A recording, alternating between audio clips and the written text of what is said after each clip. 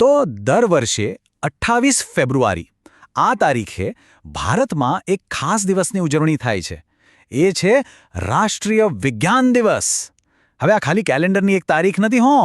આ તો વિજ્ઞાન થકી આપણે જે પ્રગતિ કરી છે એને યાદ કરવાનો, એને બિરદાવવાનો એક મોટો અવસર છે. પણ સવાલ એ છે કે આટલી બધી તારીખોમાંથી 28 ફેબ્રુઆરી જ કેમ? દેશભરમાં વિજ્ઞાનની ઉજવણી માટે આ જ દિવસ કેમ પસંદ કરવામાં આવ્યો હશે? આનો જવાબ છે ને એક મહાન ભારતીય વૈજ્ઞાનિક અને એમની એકદમ ઐતિહાસિક શોધની વાર્તામાં છુપાયેલો છે. જી હા, આ દિવસ એક એવી મોટી વૈજ્ઞાનિક સિદ્ધિને સમર્પિત છે જેણે ખાલી ભારતને જ નહીં પણ આખી દુનિયા પર પોતાની છાપ છોડી. અને સિદ્ધિ પણ કેવી? એવી શોધ જેણે નોબેલ પુરસ્કાર જીત્યો અને ફિઝિક્સની એટલે કે ભૌતિકશાસ્ત્રની દુનિયાને હંમેશને માટે બદલી નાખી. તો આ દિવસ કોને સમર્પિત છે? એ મહાન ભારતીય ભૌતિકશાસ્ત્રી છે સર ચંદ્રશેખર વેંકટ રામન. આપણે બધા એમને સર સીવી રામનના નામથી વધુ સારી રીતે ઓળખીએ છીએ. બસ એમના જ કાર્યોને સન્માન આપવા માટે આ દિવસ ઉજવાય છે. આખી વાતને સમજવા માટે 2 તારીખો બહુ જ મહત્વની છે. સૌથી પહેલાં વર્ષ હતું 1928. આ જ વર્ષે સર સીવી રામનને પ્રકાશના વિખેરણ એટલે કે લાઇટ સ્કેટરિંગ પર એક ક્રાંતિકારી શોધ કરી. અને ખબર છે, આ શોધ એટલી જબરજસ્ત હતી કે એના ફક્ત 2 જ વર્ષ પછી 1930માં એમને ફિઝિક્સનો સૌથી મોટો એવોર્ડ નોબેલ પુરસ્કાર આપવામાં આવ્યો. પણ સવાલ એ થાય કે આ શોધ હતી શું? આપણે જેને રામન ઇફેક્ટ કહીએ છીએ એ આખરે છે શું? ચાલો, બહુ અઘરું નથી. આપણે એકદમ સરળ શબ્દોમાં આ વૈજ્ઞાનિક કોન્સેપ્ટને સમજીએ. તો રામન ઇફેક્ટ એટલે શું? જુઓ, એકદમ સિમ્પલ છે. જ્યારે પ્રકાશનું કોઈ કિરણ કોઈ પણ વસ્તુમાંથી પસાર થાય ત્યારે એ વિખેરાઈ જાય છે, બરાબર? બસ આ વિખેરાયા પછી એ પ્રકાશની જે તરંગ લંબાઈ હોય છે એટલે કે વેવલેન્થ, એમાં થોડો ફેરફાર આવે છે. આ જ છે રામન ઇફેક્ટ. આ આખી પ્રોસેસને આપણે 3 સહેલા સ્ટેપ્સમાં સમજી શકીએ. સ્ટેપ 1, પ્રકાશનું એક કિરણ કોઈ મટીરિયલમાંથી પસાર થાય છે. સ્ટેપ 2, જેવું એ પસાર થાય એની વેવલેન્થ એટલે કે તરંગ લંબાઈ બદલાઈ જાય છે.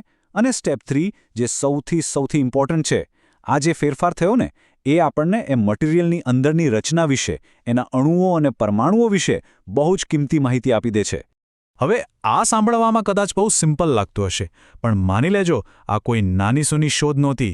આ એક એવી શોધ હતી જેણે મોડર્ન સાયન્સમાં રીતસરની ક્રાંતિ લાવી દીધી. કેમેસ્ટ્રીથી લઈને ફિઝિક્સ સુધી સંશોધન માટે જાણે નવા દરવાજા જ ખુલી ગયા. ઓકે, તો સર સીવી રામનની આ ઐતિહાસિક શોધને તો આપણે યાદ કરીએ જ છીએ, પણ શું આ દિવસનો હેતુ ફક્ત એટલો જ છે? ના, આ દિવસનો સાચો હેતુ ભૂતકાળને યાદ કરવા કરતાં ભવિષ્યને ઘડવાનો વધારે છે. આ દિવસ છે આજની પેઢીને, નવી જનરેશનને પ્રેરણા આપવાનો. આ દિવસના મુખ્ય ઉદ્દેશ્યો એકદમ ક્લિયર છે. પહેલું, લોકોમાં અને ખાસ કરીને યંગ જનરેશનમાં સાયન્સ માટે એક ઉત્સાહ જગાવવો. બીજું, એમને ઇનોવેશન અને રિસર્ચ કરવા માટે પ્રોત્સાહન આપવું. અને ત્રીજું, એમનામાં એક સાયન્ટિફિક માઇન્ડસેટ એટલે કે વૈજ્ઞાનિક દ્રષ્ટિકોણ વિકસાવવો. અને આ બધા હેતુઓ પૂરા કરવા માટે શું થાય છે? આખા દેશની સ્કૂલો અને કોલેજોમાં એકદમ જોરશોરથી ઉજવણી થાય છે. ત્યાં સાયન્સ એક્ઝિબિશન લાગેલા હોય, લાઇવ એક્સપેરિમેન્ટ્સ થતા હોય, જાતજાતની કોમ્પિટિશન અને લેક્ચર્સ પણ ગોઠવાય છે. ટૂંકમાં વિદ્યાર્થીઓ વિજ્ઞાનને ખાલી ચોપડીમાં વાંચે નહીં, પણ એને રિયલ લાઈફમાં અનુભવી શકે. ચાલો હવે થોડું આગળ વધીએ અને જોઈએ કે આ જે વારસો છે એ આપણા ભવિષ્યના વિઝન સાથે કઈ રીતે જોડાયેલો છે. કારણ કે આ ખાલી એક દિવસની ઉજવણી નથી. આ તો ભારતના વૈજ્ઞાનિક ભવિષ્ય માટેનું એક વિઝન છે. અને એના પરિણામો આજે આપણી સામે જ છે.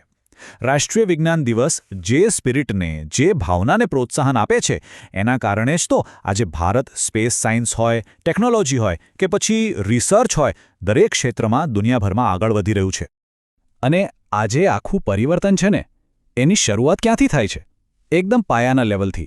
જિજ્ઞાસા, કશુંક નવું જાણવાની ઈચ્છા, સવાલ પૂછવાની હિંમત અને નવી શોધ કરવાની વૃત્તિ. બસ આ જ ગુણ આજના વિદ્યાર્થીઓને આવતીકાલના મહાન વૈજ્ઞાનિકો બનાવે છે. તો અંતે આખા દિવસનો સારાંશ એક જ શક્તિશાળી સંદેશમાં આવી જાય છે: વિજ્ઞાન અપનાવો, ભવિષ્ય બનાવો. અને આ ખાલી એક સ્લોગન નથી, આ એક આહ્વાન છે, એક કોલ ટુ એક્શન છે. જે આપણને બધાને વિજ્ઞાનની તાકાતનો ઉપયોગ કરીને એક વધુ સારા, એક ઉજ્જવળ ભવિષ્યનું નિર્માણ કરવા માટે પ્રેરણા આપે છે.